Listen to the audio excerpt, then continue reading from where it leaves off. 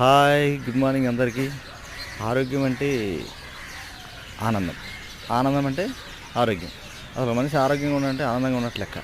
అలాగే ఎంతోమంది పార్క్ వస్తున్నారు, జిమ్ చేసుకుంటారు, వాకింగ్ చేసుకుంటున్నారు, ఎవరి పొలాలు.